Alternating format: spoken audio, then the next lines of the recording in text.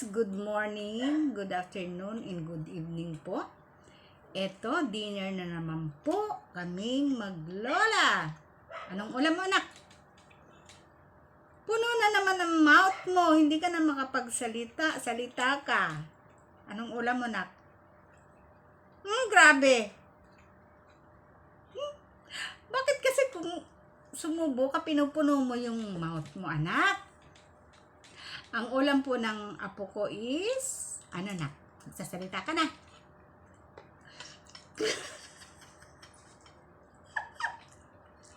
Anong ulam mo? Sabi mo ayaw mo yung may ngumunguya eh. Ay! Nginunguya-nguya muna po niya yung nasa mouth niya bago siya magsalita. Kasi sabi ko daw po, ayaw ko daw po magsasalita siya na may laman yung mouth niya. Siyempre, ngumunguya. Nakain tayo eh. O yun. Manok. Manok daw po yung ulam niya, litsong manok. Ako naman po is paksiw na isda. At saka gulay po na may, yung gulay na ano, kamote tops. At saka isdang paksiw. Pakita mo. Pakikita ko pa to, yung maliliit pong isda na ano, yung pula, dalagang bukid ba yun? Tapos may sili, may siling green. Ang sarap po para sa akin yan. Yan po yung mga kinakain ko. Saan ka galing? Ang tagal mo umuwi, anak. Hintay ako sa'yo ng hintay. Nakwatsa sa labas. Lakwatsa? Lakwatsa pa? Anong mabasaya po ng nakwatsa? Anong bisaya ng lakwatsa? Naglakaw-lakaw, nagsuroy-suroy ka pa, naglaag-laag ka. Naglaag-laag ka. Ikaw naglaag-laag ka kanina. Hindi ako naglaag-laag. Hindi ka naglaag-laag. Ano lang, pumunta lang ako, nagbayad lang ako ng ano, bill. Yun lang, tapos umuwi na ako. Hindi na po naglalaag-laag. Hindi na po nagpapasyal, naglalakwatsa ang senior. Bakit? Kasi, yung senior kasi, ay yung iba naman kasi senior, hindi naman po lahat. For me po is, parang wala na po akong ganang maglakwatsa. Kasi nga po, wala naman po akong amiga dyan na magmamadyong-madyong. Wala po. Bahay, gardening, halahalaman. Yan, asikaso sa apo. Yun lang po. Anak. Ba't kapag matanda na ayaw na ng lakwatsa? Bakit daw po pag matanda na ayaw na ng lakwatsa? For me, siguro, nagsawa na din. At saka, para sa akin po, hindi karamihan din kasi sa senior, ayaw na maglakwatsa. Nasa bahay na lang, lalo na po yung ibang senior. May mga nararamdaman na sa mga tuhod, nahihirapan na silang umakyat sa overpass, umakyat sa jeep, umakyat sa mga kung saan-saan, nahihirapan na po yung mga senior. Pero ako naman po, awa ng Diyos, kayang-kaya ko pa. Thank you, Lord. Yan. Kayang-kaya pa po ng lola. Kaya lang, sa mga senior po, kumusta po kayo? Ako po, nung nag-senior ako, hindi ko po ma-explain kung matutuwa ba ako o malulungkot. Kasi iniisip ko, senior na ako, 60 na ako. Ilang taon na lang kaya ang idadagdag sa life ko. Ganun ang iniisip ko. Pero nung matagal-tagal na po, nakamove on na ako. Kasi inisip ko na lang na, masarap maging senior. Maraming benefits. Katulad ng 20% sa mga fast foods, sa mga fare, mga pamasahe, eroplano, mga transport, mga kung ano-ano, hotel, and yung ibang lugar, yung ibang libre pa sa sinihan, ang mga senior. Di ba? Kaya, nag-i-enjoy na lang po. At, yun. Senior ka na pala? Senior na. Ano na po ako eh. Mukha kang 40. Bola mo ako. Mukha kang dalaga. Bola. Apo ka na. Ayan na nga po ko, malaking malaki. Ay, binobola po ako. Mukha ka bang senior? Ay ano, alam nga ng mukha akong ano. Dalaga. Dalaga ka. Never been touched. Bola mo ako ha. Yan, binobola po ako ng apo ko. Kwento mo yung sa ano? Anong kukwento ko? Sa airport. Kwento ko na po yung nasa airport. Nung nasa airport ako, magpapaano ako ng luggage ko doon sa staff doon.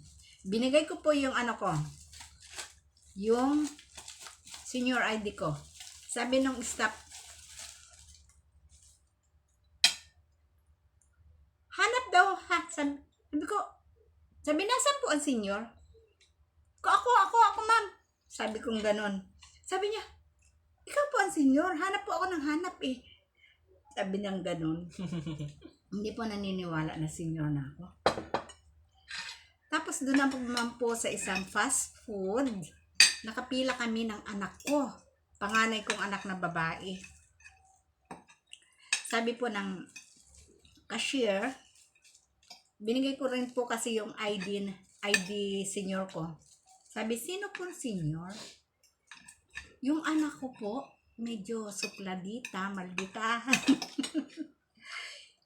Nakaano lang. Hindi nagsasalita. Hindi nag-smile. Ako na lang nagsalita. Ako po ang senior. Ayun, ganon. Yeah. Wow, ha? Tapos ito naman pong apo ko. Ano yun, anak? Ano yun, apo? May puno na naman yung mouth mo. Hindi ka na naman makapagsalita. Ano ka? Yung apo ko daw po, sabi ng mga classmate niya, saka ng friend niya, lola mo ba yan? Parang hindi naman yan lola. Parang mami mo yan. Sabing ganun po. Eh, may pusa. Yan po ang experience ko sa aking pagka-senior. Uy, nag-iingaw yung pusa namin. Tapos, may mga ganyan po. Kaya hindi na lang po ako nalungkot kung ako man po ay naging senior na. Yan. Paano magmukhang bata? Paano daw po magmukhang bata? May ginagawa ba para maging mukhang bata?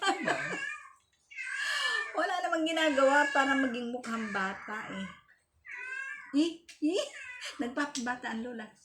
Ayan, hanggang Walang sikreto. walang sikreto. Ano, lagi lang... Belo. Wala akong belo-belo, no? Ay, belo. Belo. Wala akong mga ano, ganyan-ganyan. Ano, wala naman akong pera. Very, very poor ang lola mo. Wala po. Nag-eyebrow lang kasi pag senior na nawala na yung mga ano po, yung mga ibang kilay. Yun lang, wala. Naghilamos lang. Saka, ayan nga, marami na po akong white hair eh. Hindi na po ako nakakapag kulay ng hair. Hanggang dyan na lang po at ako po'y gustong magpasalamat sa mga OFW, sa iba, yung po mga viewers ko sa ibang bansa. Kailangan ko ba mag-English, anak? Turuan mo nga ako para maintindihan. Bisayain mo na lang. Para maintindihan ako ng viewers ko yung taga-ibang bansa. Okay, I will do this. Kaya ko daw to. To all viewers to the other country, I would like to say thank you very much for watching my vlog. I love you po. Yan. At sa mga OFW, maraming salamat din po sa panonood sa aking vlog. At sa mga kababayan kong Bisaya, mga kapwa Bisaya, daghan kayong salamat kaninyo kay gitanaw ninyo akong vlog. Magtinabangay taoy, naunsaman mo, tabangi ang inyong lula are. Arong Tagalog. Tagalog naman ay yung mga taga Batangas ay mayroon ako mga ay doon baga sa mga ay yung ano ba ako magbabatanggenyo naman ngayon. Wala eh. Ala ay yung aking mga pamangkin diyan sa Batangas. Ay panuuri naman ninyo ang inyong tita. Ano ga kayo? Kayo na may kapilaang ng kapidiyan ng barako ay hala, panuorin nyo ang inyong lula, ang inyong tita. Ayun. Ay ano naman, sa mga ay wala na, yun na lang po. Sa mga... Yun lang pang alam kong salita, Bisaya, English, konti lang. Tapos, Batanggenyo, hindi masyado. Hindi naman kasi ako Batanggenyo. Ayun po.